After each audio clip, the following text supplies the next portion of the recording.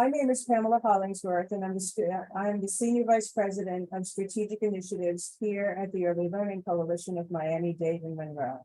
And on behalf of the Professional Development Institute, and we're the Birth to Five training hub for Miami-Dade and Monroe counties. And as I mentioned, the Early Learning Coalition of Miami-Dade and Monroe counties, I could not be happier to welcome each and every one of you here today as we begin our second year of Super Saturday training sessions. The Professional Development Institute created Super Saturday in 2022, and that was created with a goal to bring high-quality education opportunities in clusters of 3 or 4 hours to early educators. We are bringing you a mini conference every quarter, 3 or 4 times a year. Today's lineup is easily the most prestigious that we have ever brought your way. We're bringing you today professors, researchers, and trainers from the University of Florida Lastinger Center, Florida International University, Nova Southeastern University, and the Division of Early Learning, Florida Department of Education. So, on this very super Literacy Saturday, I invite all of you to lean in, to tune in, and to take away cutting-edge information about literacy and child learning, all with a dash of class. And yes, that's the classroom assessment scoring system that you've come to expect from the Early Learning Coalition of Miami-Dade and Monroe. And now comes into the very super, also named Pamela Mulval, Deputy Director of the Professional Development Institute. Thank you. Thank you, Pam. Thank you, everyone. Once again, welcome. Today we have a very full Saturday for you. We're really excited to have you here. And like Pam said, we do have a busy day planned for you. And once again, I would like to thank our partners and everyone that is here this Saturday. Also to support, I would like to thank the faculty of the Professional Development Institute, Dr. Carmen Medrano, Angelica Ordoscoisia, and Angela Palacios. I want to thank all of them for helping us to put all of this together to bring it to you. And also I would like to thank our interpreters here with us this morning. So I would like to introduce you to our presenters. First, our keynote will be Ms. Tiffany Taylor from the University of Florida, from the Lastinger Center for Learning, and she will present an invitation to intentional impact, nurturing your educator role in supporting higher order thinking skill and language through early literacy strategies. Next, we will have also Dr. Angela Salmon and Ms. Kenya Nahera from the Florida International University, which will present us our desempeñado historias como los niños preescolares se apropian y cuento sus historias. This will be a Spanish session, but rest assured that interpretation in English is also available. We will also have Dr. Wilma Robles de Melendez and Dr. Audrey Henry from Nova Southeastern University. And their presentation will be Tell Me More, using stories to engage children's higher level thinking skills.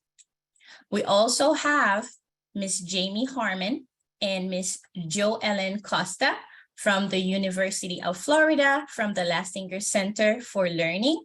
And their session will be using emergent literacy to support instructional support.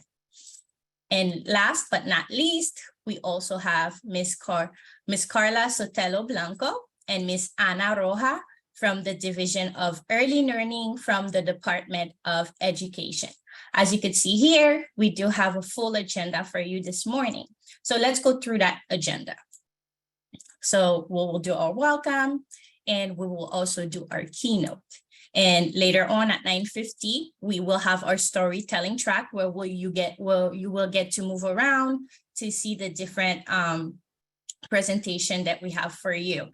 So once again, interpretation is available in both English and in Spanish. around 10:50, we will take a 15-minute break, where you will get to take a little break to move around, get your coffee, and enjoy the show. Get ready for the next track. At 11:05, we will have our emergent literacy track, where once again, we will do the same thing. Go to your tracks, what you choose. And then at 12:05, we will have our closing session. It is important for you to move around through your sessions so you don't miss anything. And remember, let's stay around up until our closing session, because we have exciting prizes waiting for you guys today. We'll have a raffle at the end. So just so you know, before we continue, I would like to point out that in your browser, you are able to access the 6 sessions that we have prepared. So you can enter each session by clicking join under each presentation title. So as you can see here, your lobby, this is what your lobby looks like. You are able to see the speakers and the different sessions. So in order to go into your session, you can click on see all, where you will have access to all of your 6 sessions. And once you click on join, whichever session that you choose, you will be able to move through your sessions. So that is what we have for you today. So if you have any questions, please feel free to use your chat box. We are more than happy to help you. And without further ado, we will go ahead and introduce you to our keynote, Ms. Tiffany Taylor-Jones from the University of Florida. Tiffany?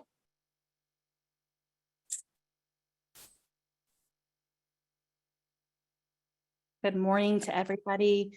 I'm going to quickly share some slides just to help us move through our morning.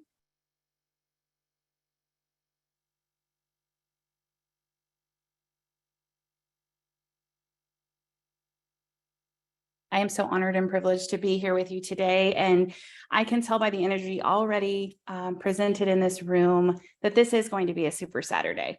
And I am really happy to have a little time with you this morning. I recently heard one of my very favorite speakers and the author of the book called The Art of Gathering, Priya Parker, speak about educators. And she shared a statistic that said 45% of faculty report that students are asking for mental health. They're asking for extensions on work. And school and center leadership are sharing similar struggles in the way that we're able to staff our learning environments, in the way that we're able to retain educators within our schools, centers, and family childcare homes. We know if we're working in this field that recruitment and retention of highly qualified staff is an adaptive challenge we're facing. Stress is high. Resources in some cases cannot match the expectations. I recently had a conversation with Dr. Brad Shuck. He's a professor at the University of Louisville. And he shared that even with all these struggles that we're facing in education, the long hours, the limited resources, high turnover, less than adequate pay and compensation for the people really doing the work, it's a lot to bear. But as he's worked with school districts and centers and other organizations, huge corporations even, he's noticed some common threads that indicate that there's really 2, maybe indirectly related factors that really impact retention and engagement. The first of those is a sense of direct line of purpose. What this means is I can see how my work has impact on a greater good. I know my purpose. Someone talks to me about my purpose. There's even artifacts and evidence that prove my purpose. The second is a sense of belonging, especially since COVID and the way the world changed. There's been a deep thirst for community. When I know I'm a part of a community, I know I can do hard things. And I can do hard things, maybe not for long by myself, but with others, I'm able to sustain, I'm able to persist. Today's presentation is to prime you for the literacy focus that is within all of our sessions today. Yes, but it's also to connect you with your purpose and to attempt to connect you with a sense of belonging and a strengthening of the belonging in this work and in this larger community. All of you that are here, over 200 educators and leaders who are here to participate in this work together. So let's explore the power that you all have in nurturing young children's higher order thinking skills and language skills so that we can build a deserved impact for all.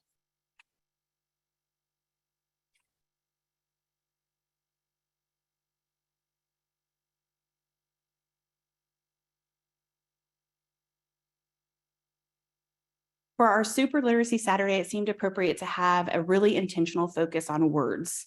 So words, reading them, sharing them, understanding them.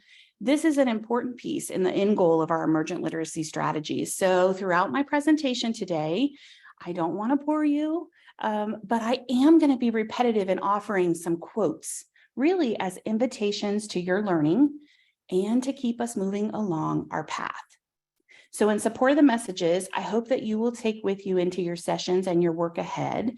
So we're going to begin with this quote here.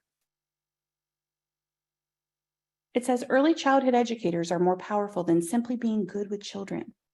Their real power is the ability to remember what it feels like to be a brand new human, to appreciate the magic and discovery, and I want to share that with children in a fun, positive, meaningful, and lasting way, all at the same moment.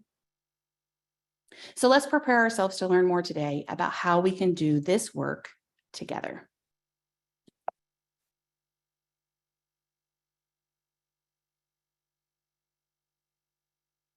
So I come to you today as a representative from the University of Lastinger Center. I'm so excited to be here with you. I'm going to share a little bit about the work that I do. You may or may not be familiar with UF and the Lastinger Center. If you've participated in any Flamingo learning products, particularly our Flamingo Early Learning online courses, or ever participated in a COP or a coaching interaction with anyone from the coalition, then you may have some connections to our work. And so I've been with the UF Lastinger Center in a full-time capacity for over 7 years, but I've been learning with them and serving in other roles for closer to 10. We operate the UF College of Education. We operate the Lastinger Center through the UF College of Education and through philanthropic efforts. And we were founded by Alan and Dolores Lastinger. Dolores was actually an educator. So she is kind of the mastermind behind the work that we do. And our mission is to create equitable educational systems where every child and educator, regardless of circumstances, experiences high quality learning every day. And so on this slide here, you can see a little trajectory chart that talks about some of these milestones. The first that's really near and dear to our hearts in this space today is that kindergarten readiness. The next is reading proficiency at 3rd grade. And the third part of that is proficiency in algebra by 9th grade. And we see these as really predictive indexes for success in life. And so this is where we spend our time and energy, is supporting work in these ways.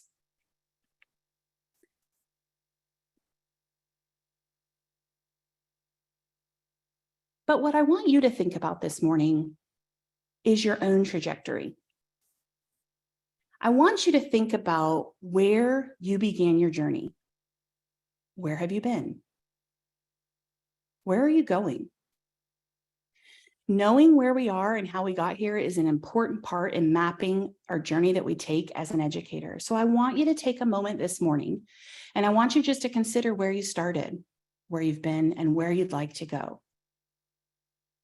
Take a moment.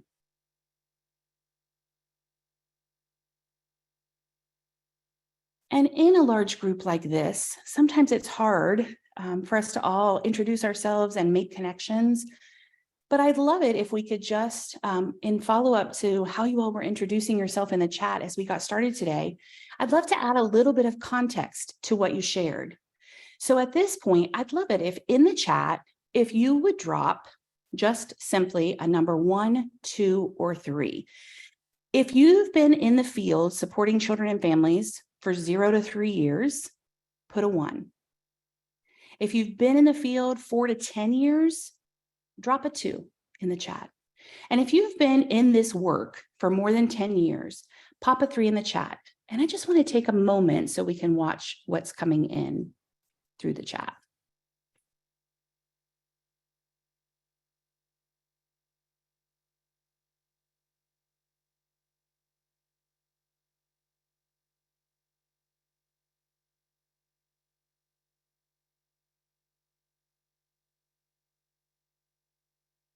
So I appreciate those of you who are popping that in the chat. And I'm really comforted when I see a mixture of numbers, right? That tells me that in this community, we've got some people who know a little something about something that we can lean on and rely on. We also have some people who have just enough experience that they're almost getting dangerous, right? They've had enough experiences that they've practiced some things. They're still trying to learn and figure out some elements. And then we've got those newbies, those people that reinvigorate our work, that bring in new ideas, and that sometimes, even if they're not saying it, could really use a hand to hold and someone to sit by. So I honor that in this space today. I'm so thankful that all of you are here. You bring the experience and wisdom from this work and other work you've had. And I'm really happy that we get to continue this conversation this morning together.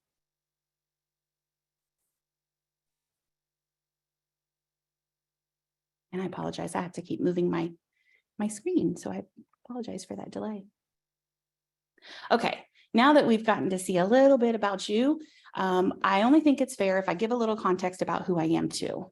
So, what brought me here today? When I really think about that, I think it's a passion for early learning. And really and truthfully, it's all the domains.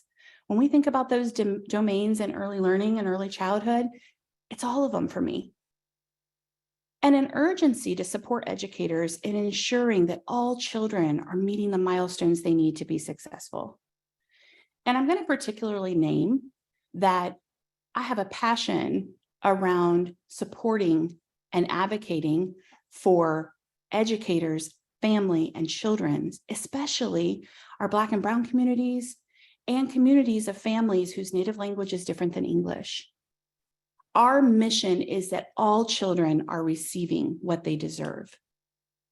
So as you see on the slide, I'm a practitioner at heart. That very first picture is me in the classroom. My greatest joy in this work has come in interactions with children and families.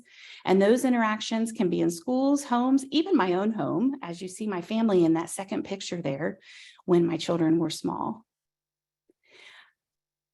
And in the present moment where you see I have a bunch of teenagers and one young adult, where I'm facing the fun of terrific teens, which really I'm finding is not too far off of those terrific twos. So that puts a little context in there. I've had an amazing experience practicing my craft for over 20 years as a student myself, watching teachers and what was helpful to me, as an occupational therapist, as an instructional assistant in a teenage parent program in our school district, as a VPK teacher for 9 years in our school district, as a Title I pre-K and Head Start district staff person, as an adjunct instructor, and as an associate with Lastinger, where I support our Flamingo Early Learning course implementation. But let's be real. Being an educator keeps us busy. And we've all become pretty good at doing quite a lot, often with just a little.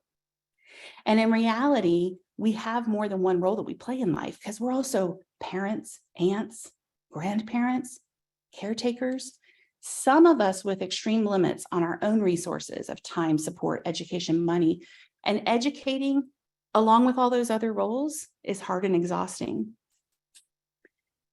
When my children were little, I was often moved and I would think to myself, gosh, Tiffany, you've got a little bit of skills. Like you've gone to school, you learned about child development, you had some practice with other people's kids, but wow, this is hard and important work. I had access to resources. And so it's never lost on me when I am around other people that I don't know their whole story. I don't know all the resources they have access to. I don't know what their experiences have been. So I bring into this work and into this talk this morning a disposition that Dr. Raquel Diaz, I'm hoping some people know that name. She is one of my greatest mentors. She's an advocate in early learning, and she is an absolute treasured friend. And she coined this term in our work. She named it humble credibility. What this means is I know a little something about my work. I have the credibility of my schooling and my experience, but at the same time, I'm fully aware that I have so much to learn from the people around me. That includes all of you today, everybody that's logged into this conference.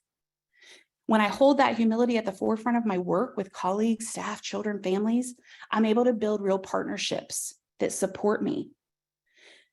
So these dispositions, or the way that we show up in our work, are often guided by beliefs and attitudes. So now I'm going to ask you to think a little bit about your personal values. Because if you think about your values, that can be really helpful in building and supporting all of the dispositions that are really important in your work. So we're going to take a look for just a minute at values. And I know this is probably not perfect to see on the screen. I did put it in the resources that are available in the Keynote. So if you're able to get to the resources tab under documents, I did put this PDF in. And typically, this is a protocol that's offered by Elena Aguilar. She is an expert around particularly coaching and equity, and her company is called Bright Morning. But she offers this protocol where people begin to look at their values. And she takes them through a series of steps where they start with a large number of things that they value, and they move closer and closer to identifying just one. Well, in a 1-hour keynote, we don't have time for all of those layers. So we're going to do the lightning round. But I know that early learning educators know how to move fast. So I think this is going to work just fine. I'm challenging you on a piece of paper or somewhere near you, write down the top 5 words that stand out to you as being a value you hold in your work and personal life. Just 5. And I'm not going to give you long, just a couple of minutes. So do your best. Try to capture your top 5. I'm going to be quiet for just a few moments so you can do that. And then I'm going to come back with you for one more step in the process. Pick your top 5.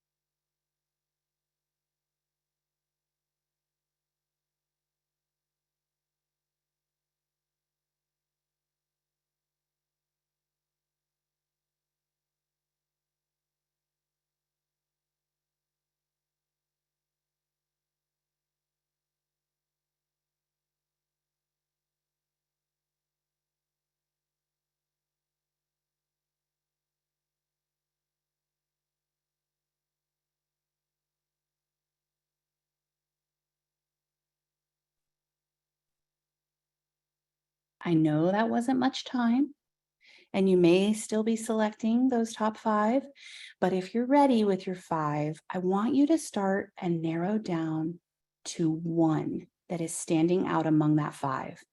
I know what I'm asking isn't easy, but for the sake of this morning, take that 5 and move it to 1. I'll give you a few minutes to do that.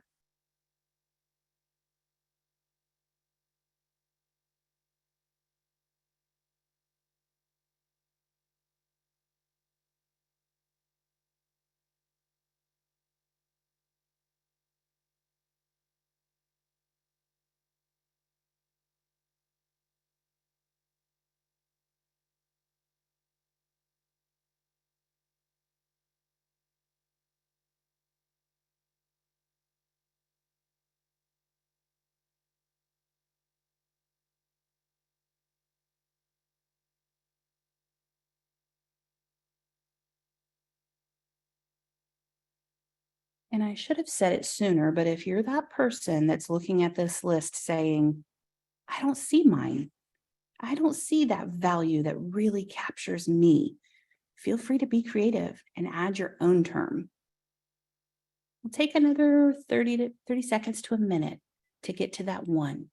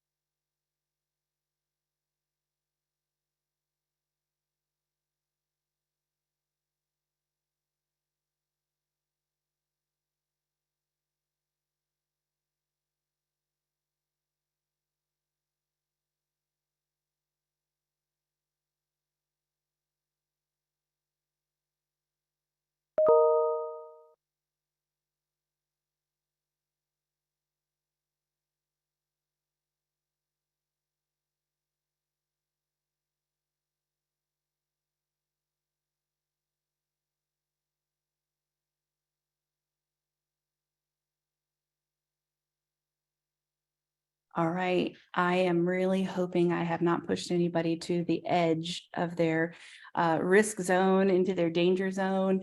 That was fast. This doesn't have to be perfect. It's Saturday morning and we're in an early learning conference. Like, let's give grace. It's just amazing that we're here together. So hopefully you landed on that top value, or at least one of the top 5 that's really standing out to you this morning. I would love it if you're feeling safe enough to share that in the chat. Take a minute and type that top value into the chat so that we can take a moment just to see the values that are existing in our space today. So if you're brave enough and you feel comfortable, pop it in there. No one's going to be upset if you put more than 1. So if you weren't able to get to 1, go ahead. But let's just do a little quick value share in the chat. And everybody take a moment to look and see who's with us today and what values are present this morning.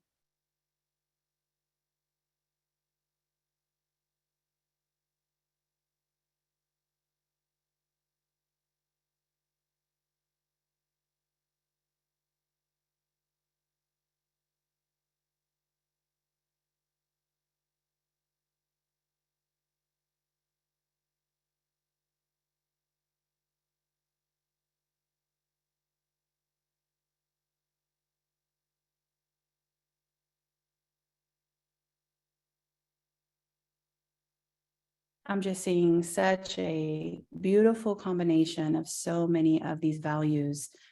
Balance is standing out to me. Achievement, goals, trust, gratitude, just so many words that tell me we're bringing the right stuff into this space today. And so that kind of lands us at, why'd you come today? Why are you here?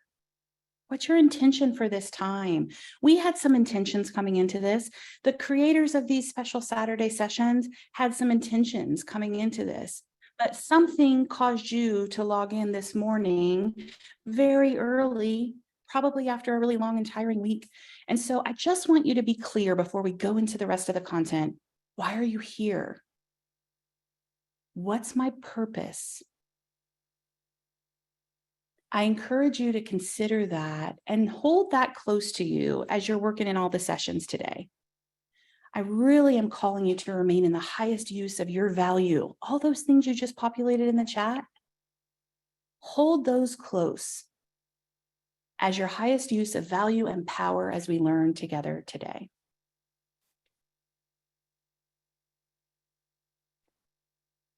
And I have a couple last thoughts before we really move into some focused subject matter content. And that is the concept of attendance in professional learning versus transformation through professional learning. And so I kind of asked you to set an intention because there's really a difference between just logging in and listening, and even some participation, and allowing yourself permission to begin transforming through what you're hearing. So pop in the chat. When I say the word transformation, if a particular word comes to mind for you, I'd love you to pop it into the chat. Be brave. What does transformation mean? What does it look like to you? Is there a word that comes to mind? Is there something you think about when you think of transformation? Pop it into the chart. Yeah, into the chat. Thank you. I see change, growth. Oh, a butterfly. Yes, yes, yes. Evolving, like starting from one place, moving towards another, learning. Yes. So when we learn and we think about our learning, and then we apply what we learn, and we actually make changes in what we're doing, the way that we show up in our work, we're transforming. This leads to transformations in the outcomes for the children and the families that we're serving. And so getting clear on whether we're here today attending or whether we're transforming helps us to hold each other capable to the learning and progress we can make together. So thank you. Yes, I still see it coming in.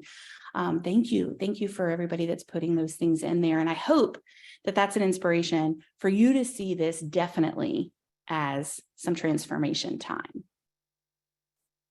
Okay, I told you, time for another quote. So, why does educator transformation matter? This quote helps us to understand why. So take a minute. You've heard my voice for a bit. Take a minute, and I want you to see the words in this quote. Read them to yourself.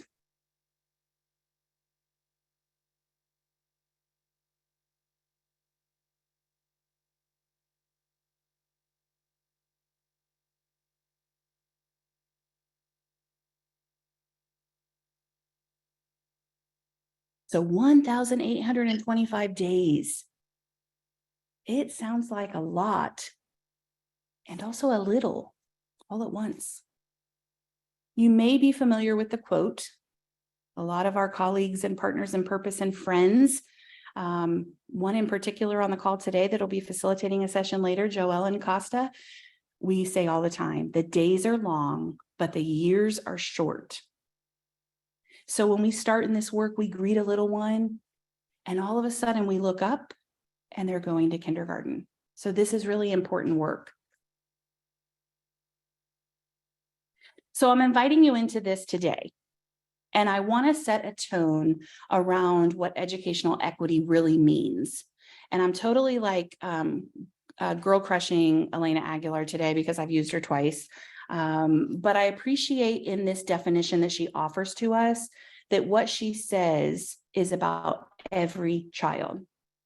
So what she says is that educational equity means that every child receives whatever they need to develop to their full academic and social potential and to thrive every day. And by thrive, she says that she means academically, so in those content areas, as well as social emotionally, all those other domains that matter in early learning. And that every child has a right to feel loved, cared for, and to belong. Gosh, that takes us back to the first slide we had together where we talked about needing a place to belong. She says emotional well-being is as important as academic success in this definition of educational equity. And if you think you can be an educator focused on good literacy instruction without considering the social emotional aspects that are required to get you there and to help you through the early years of life, think more.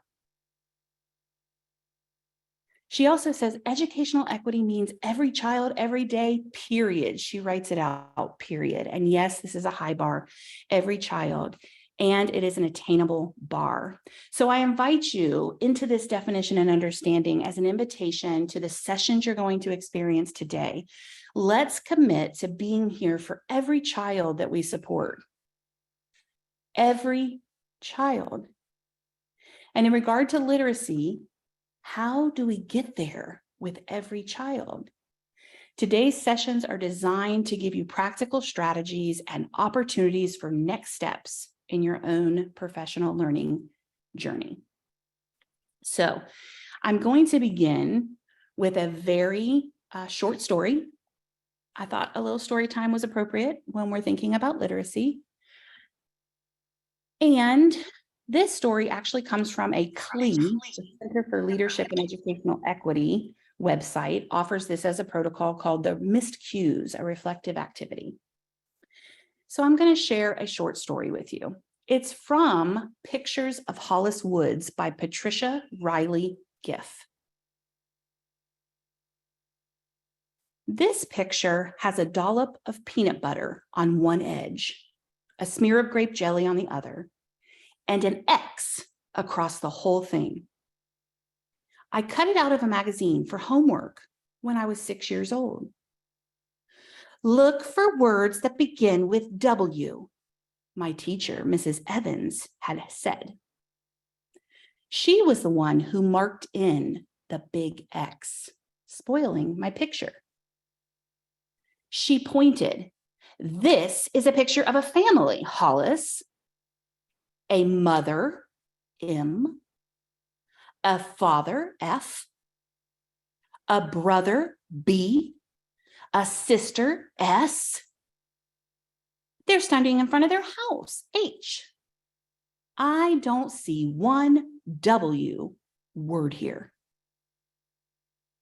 I opened my mouth to say, how about W for wish? Or W for want? Or W for wouldn't it be lovely? Like the song the music teacher had taught us. But Mrs. Evans was at the next table by that time, shushing me over her shoulder. When I read this the first time, my heart ached a little bit for the cues and the kids that I know I missed. As I tried to unpack those misses, I recognized that naming why I missed something might help me to avoid the miss next time. So as we head into thinking more about this higher order thinking and emergent literacy and instructional support, the domain within class, as we head into that, I'd like to hear from you. What causes a teacher to miss a cue? What causes us to miss things that students and children say? There's no right or wrong answer, but let's take a few minutes. Pop in that chat, share with me, what do we miss and why? Yeah, thank you. I see it coming in. I will add this little story, this protocol page to the documents in the resources as well, and I'll share it with the folks who organized this day. I'm seeing time over and over again, stress. Too many kids with just one adult. Behaviors. The truth is, we come into this work with these constraints, time, misunderstandings, right? We just didn't understand what was happening or the circumstance, the background. We're focused on something else. We've been given a task. We got to get it done. We're distracted. Something happens over here and we miss what happens here. The truth is, we also come in with assumptions, thoughts that we have based on prior experience or judgments we're making about individuals. Yeah, our personal stuff. Yeah, I see it in the chat. Like we're coming in with our own stuff. We miss things. We miss cues. A helpful piece in being able to stay focused on the skills and strategies that we know are research and evidence-based. They actually make a difference in learning trajectory for children. In order to support children, we have to get comfortable with the content. So comfortable that even when we miss things, we can regroup. We can see the next thing. We have to be paying attention to the words, the behaviors, the body language from the kids around us. So we have to do some things to take care of ourselves before we come into the space. But the more that we can be in tune and present with the words, behaviors, body language that's happening around us, the better able we are to connect them to strategies that will help them become successful readers, writers, storytellers, speakers, and all of those things.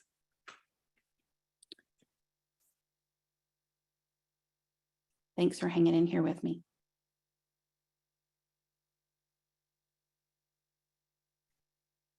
So, what do we know? What we know is that emergent literacy skills are the foundation for a kid's academic and social success. Those emergent skills, the ones that come before the actual literacy skill, they build critical thinking, they build language, and they set a stage for more learning. So each of the following areas builds these necessary skills and encourages development. And you're going to hear some about these today in the other sessions. We have things like oral language and shared storybook reading, alphabet knowledge and print awareness, phonological awareness, emergent reading and writing. And there's this really nice overlay that happens when we think about what does it look like for an educator who's focused on those areas of emergent literacy. What does it look like in practice? What should we be doing? And so the class tool offers us, through the domain of instructional support, these dimensions of practice and helps us with what interaction should look like to strengthen this emergent literacy. So it identifies classroom practices that teachers can use in the areas of language modeling, reasoning, practices that facilitate children's thinking and problem solving. How do you make possible children's thinking, knowledge, growth, and language? So we have concept development. Through conversation and activities, we help children begin to make sense of complex concepts that allows them to think and then comprehend and understand things around them. Through quality feedback, we're offering that constructive feedback during discussions, not just the back and forth rote responses, but actually offering things that help the child think more and walk away knowing more. And the language modeling, when we use rich vocabulary, and I recently heard on a podcast someone say, why aren't we offering word feasts? So like the big meal, right, that people put out when company comes over, right? It's lots of choices and lots of appetizers and main dishes and salads, right? So think of your classroom as offering a word feast. All sorts of words, languages, many different words for the same thing, right? So as many words as we can offer and then provide those child-friendly clarifications and definitions of those words, all supports this. And if we were really going to get specific about it, we could break this down. And we could say, okay, I see these terms: concept development, quality of feedback, language modeling. I see the terms, but what does it mean? So let's take concept development. A concept is a big idea. Development means taking it from simple to complex. So with concept development, we should see children either through their own curiosity, like I wonder about this, or because a teacher or an educator offered something, a material, a story, an experience that sparks the curiosity. We should see the children moving with that curiosity, exploring whatever that topic is, and then the teachers joining them, right, in the process to help figure things out, taking them from where they're at to a deeper understanding. And then as children begin to hatch their own ideas, right, either in this conversation or this learning experience, a teacher can then offer some quality of feedback, not just feedback, but quality, meaning with depth, expanding what they're saying, helping them to grow their understanding, offering a new related idea. And this can happen from either the child or the teacher, right? It's a two-way exchange. And taking that moment of the child's understanding and the teacher initiating it or allowing the child to, and the teacher saying, hey, what do you think's happening here? And the child can say, here's what I think. And the teacher doesn't stop there. She turns back and she says, what makes you think that? Taking that big idea and living in the teachable moment to provide that feedback helps the child go deeper, helps them to learn more. And I'm just saying, it also helps us to learn more. They teach us often so much in those interactions. And the language modeling is practicing that language. Kids learn when they hear language. You're probably thinking, all right, I hear Tiffany talking and talking and talking. In truth, kids need to talk too. It's not just the listening. They need to be practicing it. You need to be practicing it. The best we can do today is our chat feature. So thank you for joining me in that. And that is a space where you can be talking through some of the things being shared today. Thanks for participating that way. And please know, when I say talk with kids, I'm not meaning participate in an interview or those rote kind of responses. When we're busy, we get caught up in just those quick, short responses. I'm really talking about conversation, sharing, responding in exchanges that support and build on and deepen understanding and experiences.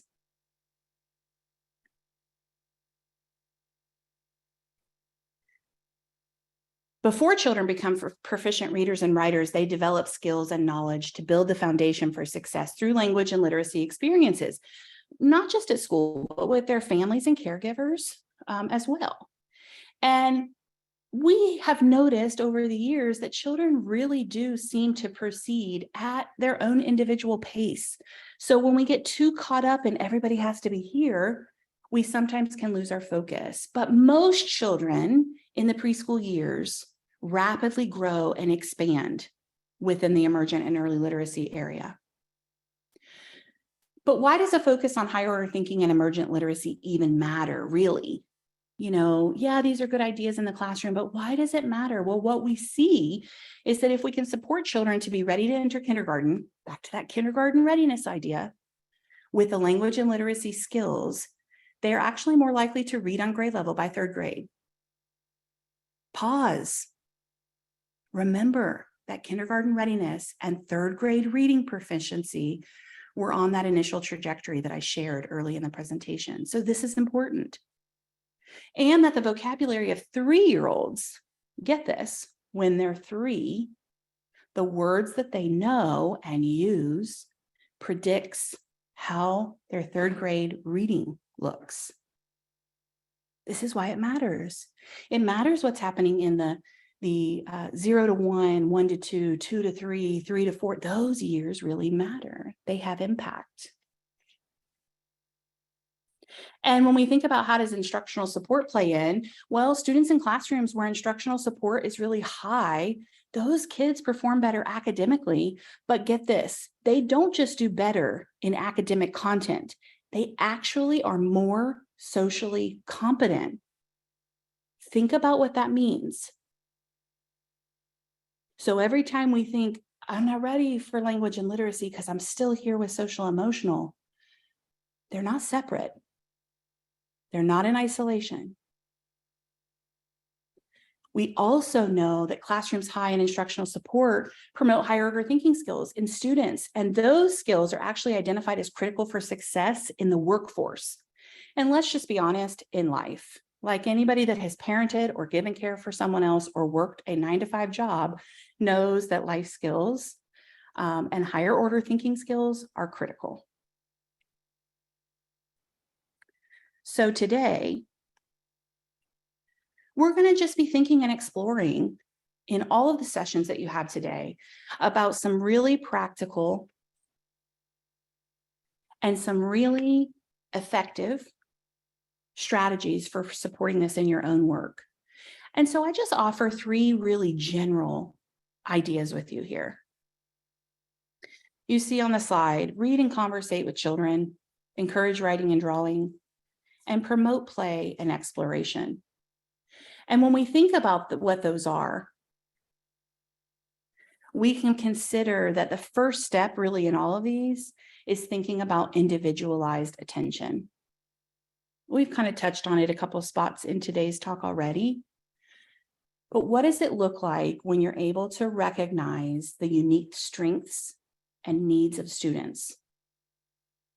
It's really at the heart of effective instruction. I don't care what you're working on. In the context of emergent literacy, teachers who plan and create their interactions and activities to match kids' abilities demonstrate the highest levels of instructional support.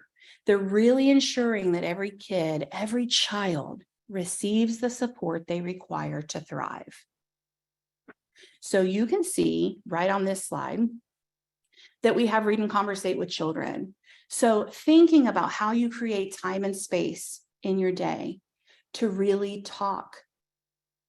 How do you offer read alouds that encourage conversation, not to get through the end of the book, but to encourage conversation and thinking?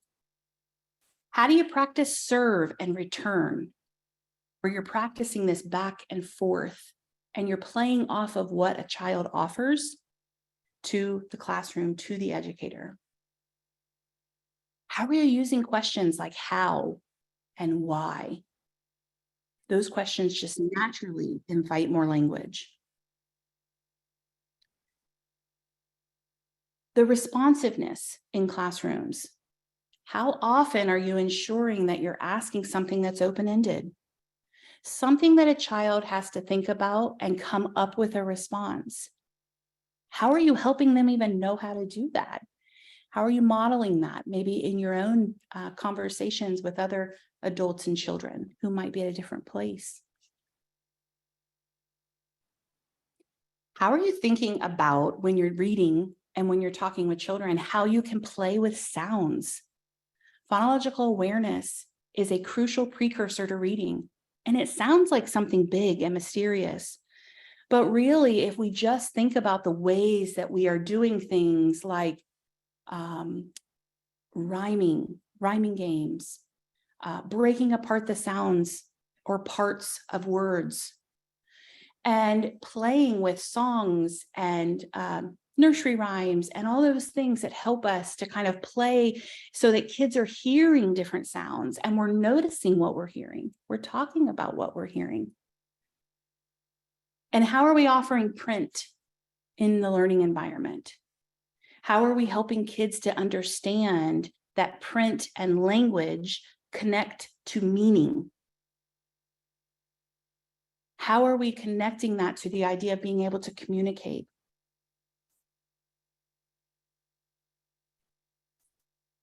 How are we providing opportunities for children to use tools and to create with their hands? How are we practicing those fine motor skills or just some creative practices and activities that really are the beginning of reading and writing? And play. We can't lose this one, community. We can't lose play. It is a child's work. It's the powerful way that young children develop their language and critical thinking skills. They have opportunities to engage with the world around them, with materials, with each other, to experiment. It allows children to practice a lifelong skill called curiosity, that if they can hold on to it, they will be better able to adapt to change and seasons of life and experiences they're going to have throughout their lifetime. And all of these practices would kind of be missing a huge component if we didn't keep families close and if we didn't help them to feel supported in the way that we're offering these experiences to their children. When we keep families close and we help them to feel supported in a partnership, what they do is they become active in that partnership. Families and educators together represent the experts for these children. One side or the other can't know it all and can't do it all. So we have to call on that disposition that my good friend Dr. Raquel Diaz offers, that humble credibility disposition. We stand in it and we partner with families, knowing that we each bring something into the partnership that's going to help that child. Each of us. Okay. It's time for another quote. Take just a moment to read this one.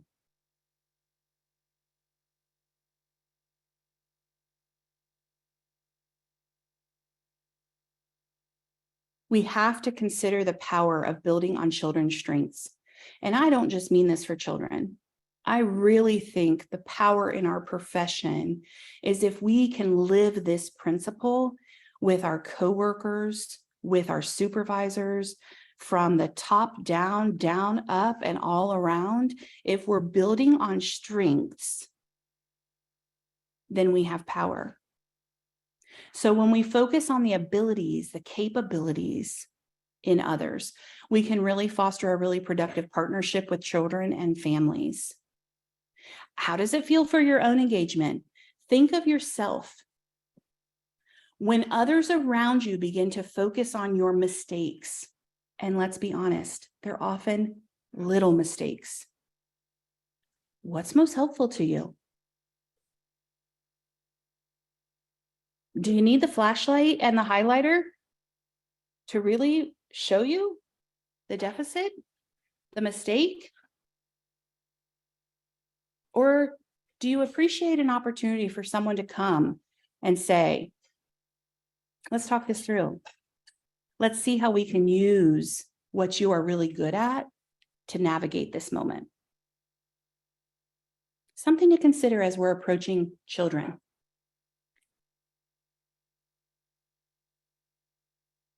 So this brings me to another question. How do we serve each child well? So as we know, learning to read is difficult for some children. In fact, young children who do not develop effective reading skills during the first few years of elementary school often have difficulties in other areas as well, and they rarely obtain proficiency in reading. That's according to research. But do you know what research shows is the most important aspect of a child's education? Take a moment to think about that question. What do you think research has found to be the most important factor in a child's education? If you have an idea, pop it into the chat and let me see what you're thinking. What does research say is the most important factor in a child's education? Thank you. Somebody's getting us started over there.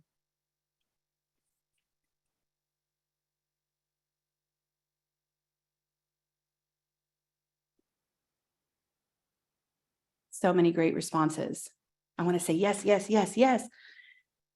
If you thought anything related to it's the teacher,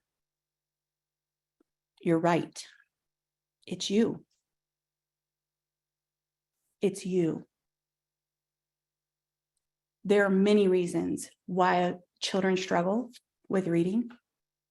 Some of those factors are out of our control. We can't touch them. We can't do anything about them. We know they're there. But effective teachers matter more to student achievement than any other aspect of schooling. Pause. Pause. Did you hear that? I'm going to say it again.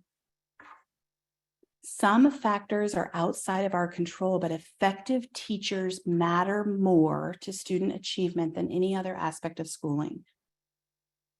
So why is this important to the children you serve? Supporting the development of emergent literacy skills, especially in regard to things like phonological awareness in early childhood, can really make a big difference on how they show up in kindergarten. You make an impact. As an educator, you have the power to nurture children's language and literacy skills, as well as promote their critical thinking skills through effective instructional support. You can provide children and families with tools and resources that will help them succeed. And as an educator, you're part of a larger community, just like this community we have here this morning. You can work with colleagues and you can engage in professional learning, even on Saturday mornings, to ensure that what you're providing is the best instruction possible. Your work as an educator is important and it matters. Early literacy and language skills are essential for a child's future success, and you play a vital role in supporting their development. So I want you to think about some of the practices in review of what we've mentioned this morning. How can you be there for the children in your room, in your home, in your words and in your actions? How can you set up a learning environment that offers authentic, teachable moments just through play and exposure and experience? How can you notice the messages that are being sent to you throughout the day? You're almost trying to mitigate missed cues because you're paying attention to the messages. What we know is that people and educators who are really effective in interacting with children oftentimes are living developmentally appropriate practice. We like to throw that term around. Oh, is it developmentally appropriate? And are we doing DAP? If we are interacting with children with that awareness of their child development, right? And the context in which they live, if we're doing that and we're engaging in high quality interaction, we are modeling developmentally appropriate practice. So talking with kids, listening, talking again, going deeper, asking those questions, all of those pieces are important. And although today our focus has been a lot around instructional support, and you're going to continue in sessions that build that, build those skills within you, it's important to also realize that there's other domains and dimensions within class that support each other. This isn't in isolation. If we think about teacher sensitivity, that really builds into quality of feedback. When a teacher's aware of something a child understands or can challenge with a task or an idea, they're providing scaffolding to help that child understand. So those two are connected. When we think about regard for student perspectives, when teachers seek out children's ideas, points of view, their interests, they're building that into planning for the concepts that children are ready to learn about. And instructional learning formats, when teachers actively plan for and they think about how to engage children, they're setting the stage for a focused learning experience. So start by connecting with kids. Focus on that environment, making it what will help and support their learning. Bring families in, partner with them, help them, and allow them to help you do your job even better.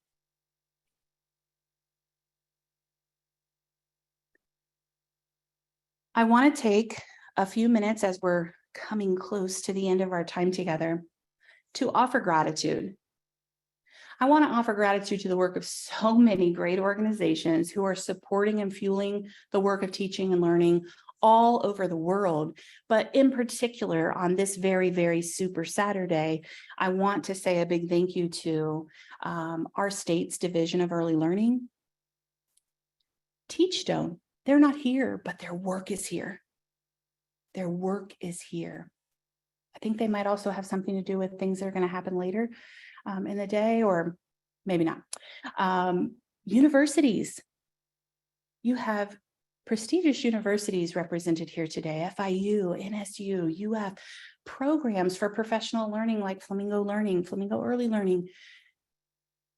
All of these minds coming together to offer us some tangible, clear guidance on the specific interactions, just so that we can do our work better, just so we can feel more supported. So thank you. Thank you to all of those minds.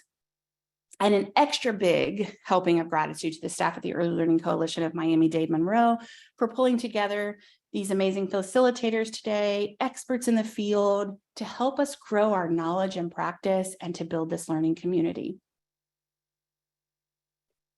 So, because of this work, we can actually imagine a world where every child enters school, comes into kindergarten with a zest for learning, an insatiable curiosity, a burning passion for words and what they mean. That world is within our reach. It all starts with the foundation we lay in the early years. The journey we embark upon as educators is one of profound impact.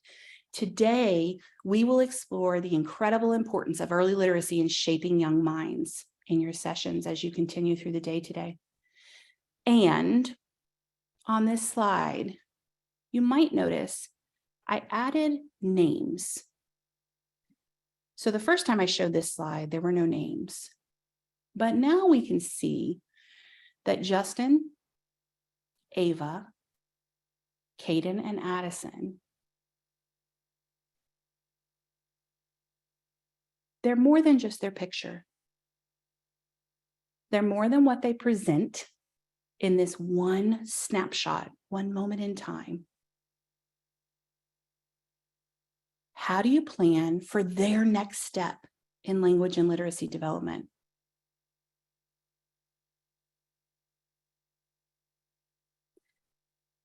As an aside, a quick thank you for letting me bring my own children, who are all very different, into this literacy development experience today, into our presentation. It helps remind me of why I do the work I do and my own purpose every day. Emergent literacy isn't just about reading and writing, it's about much more. So look at these pictures. I selected them on purpose. I want you to consider the vital role that early literacy plays in a child's development as you look at these images, and think about these themes as you look at the pictures.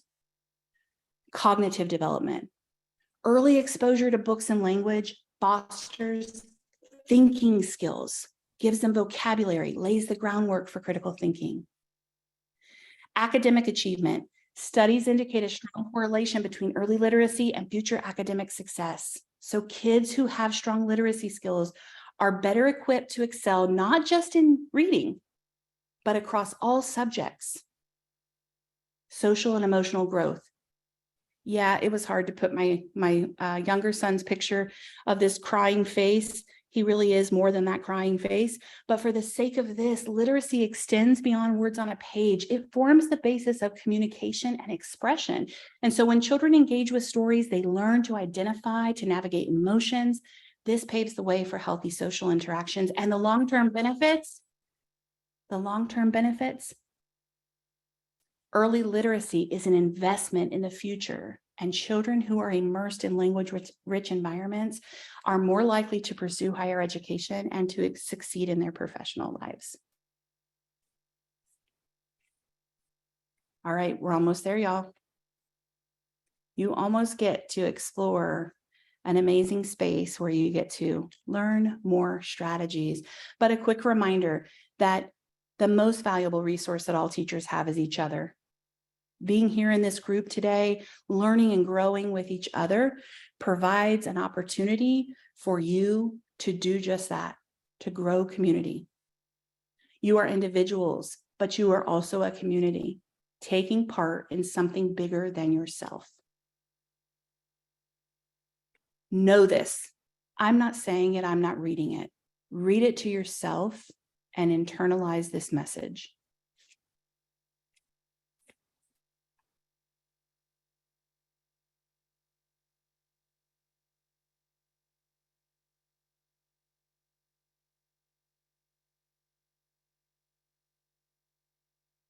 I want to offer a few words of encouragement as we close for a challenging world. We've come through an international pandemic, a highly polarized political reach well into our field of education, scrutiny and legislation that has us all thinking about our work in new and different ways. And as humans, we surely have had responses and reactions to all of it. As educators, we probably have some opinions too. If you've chosen this field and you're choosing to continue in this work, I want to say to you this morning, we're in this together. We have to continue to connect to the beliefs and practices that we know make a difference for children. We have to use our voice when we can to spread messages. We have to keep putting children and families at the center of our purpose in our work. And for goodness sakes, we got to support and love each other. When you need a little motivation on those hard days, find a song, The one I offer to you on this slide is a great one. Take a book, take a walk, find a friend that can hold you in stress. Take a breath, rest, don't quit, rest. The synergy between emergent literacy and the class domain of instructional support is undeniable. As educators, we have the power to shape the trajectory of a child's literacy journey through intentional and purposeful interactions. Let us remember that our classrooms are not merely spaces of instruction. They're nurturing grounds where seeds of curiosity, language, and literacy are sown. And by embracing the principles of emergent literacy and the tenets of instructional support, we forge a path towards educational excellence, and we ensure that every child's potential is realized. It wouldn't be appropriate if I didn't have the last slide be another quote. So I hope you stayed with me. This one is just for you. It's just a quote to send you love this morning. And thank you to my other partner of purpose who's on this call this morning, Jamie Harmon, who made this slide look like it is loving. Thank you for being here today, for taking part in this greater local community to learn, to think, to practice, to support each other in your work. It's time for you to rise up, as Andra Day's song likes to tell us, to rise up into your sessions for today, to rise up into the challenge of stretching your literacy knowledge, your plans, your interactions, your impact. It's you. It's you the children are waiting for. And know that so many in this community are here to support you. Enjoy your morning. Be brave, be intentional, and continue contributing to that deserved impact for every child. Thank you so much for being here today. I wish each of you well, and I appreciate the honor that I had to speak with you today.